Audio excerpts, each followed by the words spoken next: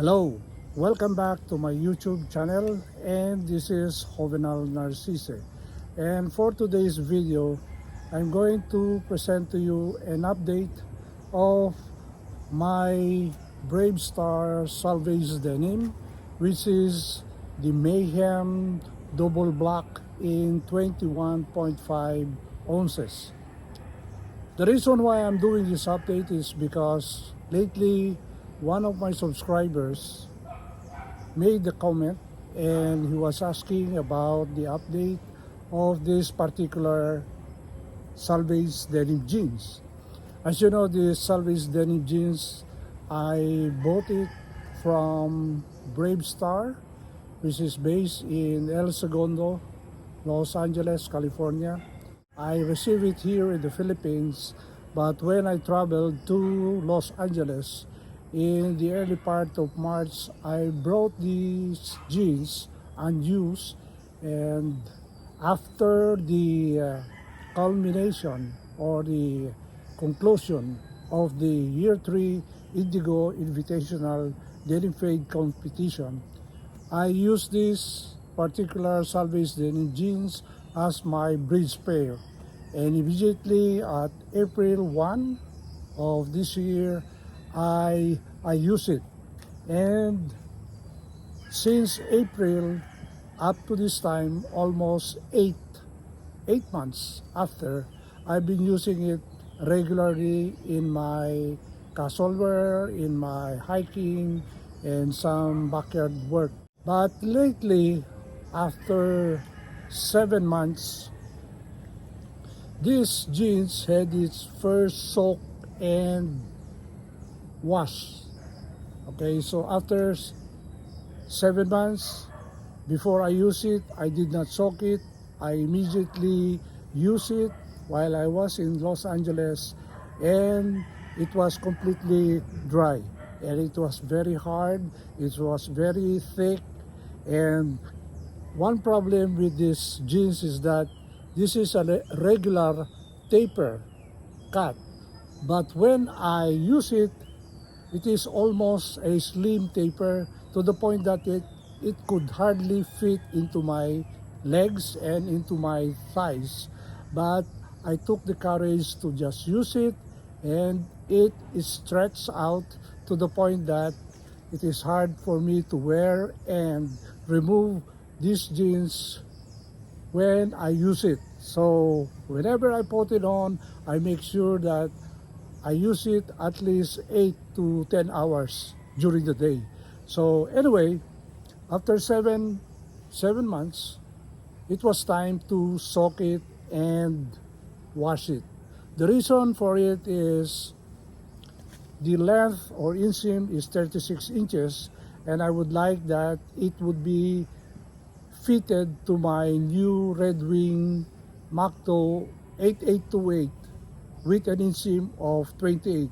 So I brought this to my tailor shop in Metro Manila, and I was able to head it hem with an inseam of 28. But my tailor shop does not have any cross stitching, so it was just an ordinary hemming with black thread. So there's no problem. So this is now an update of these jeans. After it was washed, you could not see any significant fading, but the creases have developed. There is some, they call it some fading, small fading, and there is one here where I clip my knife. There is white fading here, and of course the creases are developing on the front. By the way, this is size 30 in the Brave Star cut of regular taper.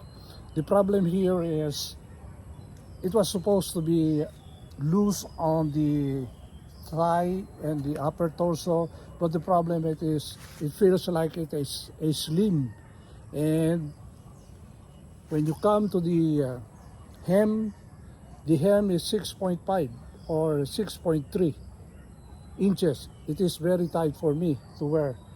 And And I like it because when it was longer at 36 inches, the decreases here at the lower leg had developed, even though I'm using it with an inseam of 28, decreases have developed already and it maintained its formation.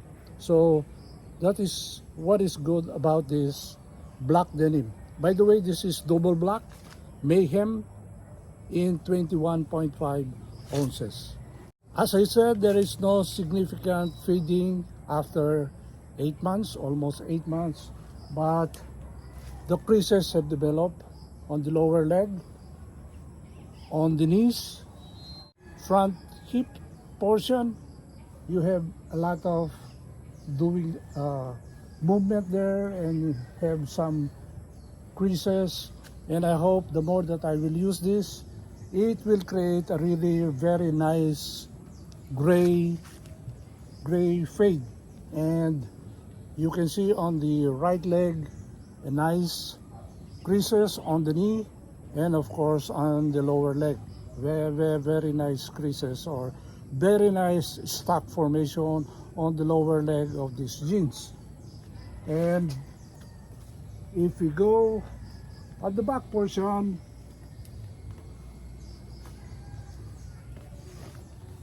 there is much activity being done here because of the belt, and because when I drive there is much rubbing on my leather seat of my car. So you have a nice fading there on the belt loop, and then as you go down you have also some fading because I have a handkerchief here, a bandana on the left back pocket, while here I usually use my wallet, and there is indentation of some fading here and at the edge of the wallet. And of course at the corner of the back pocket you have a lot of activities being done here. You have some fading, and at the crotch area a lot of fading also. And this appeared after I had my first wash in the Selvedge Denim. And going down you have a nice formation of creases of this 21.5 ounce Mayhem double black. This is very nice. I am really impressed. This is the only time that I could see a very nice creases or combs on the back of my knees as compared to what I had in the year 3 Indigo Invitational, wherein I used an Ironheart 634 heavy Selvedge, extra heavy Selvedge denim in 25 ounces.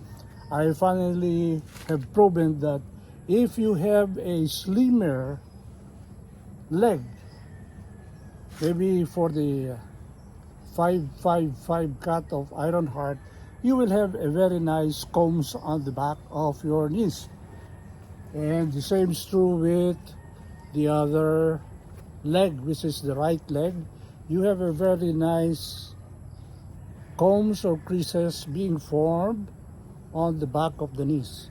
So just the same at the lower leg, because this had been a size 36 on the inseam, you have a lot of activity there, creases on the stock on the back of the leg together with this part. And you have also some line there being formed, because alternately I've been using this with the stock. I just fold it with some stocks. Sometimes I do a Tokyo fold, sometimes I do double cuff, and sometimes I do a triple cuff, and sometimes I do a single cuff, which is very funny to look at. You have almost 8 inches of cuff that goes all the way to almost near the back of my knees. So of the knees. So that's what really happens whenever this one was not hemmed yet into size 28 inseam. So I will try to use it up to December. As you know, the Gear 4 Indigo Invitational will be starting on the 1st of January of next year, that is 2024. And I'll be joining again in the said competition, but I still have yet to register what piece I'm going to use in the said competition. So in summary, you have also white fading there and much more on the belt loop. No activities on the leather patch, it's still black. But this one is, I think, is a T-core leather, wherein when it ages, this one will become brown. So in summary, you have a lot of activities on the front. On the bottom area, you have a lot of creases and combs on the front of the hips, and of course the knees, both knees and the side. And you have on the hem on both legs. And then at the back, you have some indentation on the pocket, my wallet, a very nice creases on the back of my knees. I'm really impressed with those creases, are very nice, very natural. And of course, those creases on the back of the hem and here.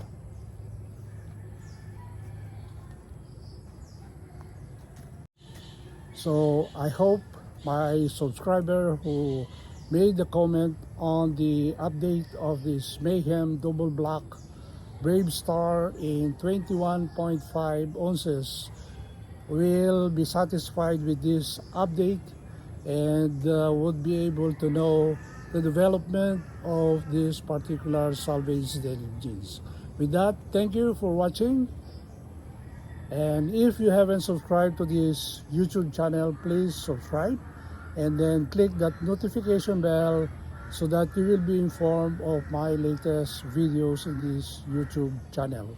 And if you have a comment or comments on this particular video, please do so. Send your comments and I'll be glad to answer them one by one. With that, thank you very much for watching and have a good day. Bye.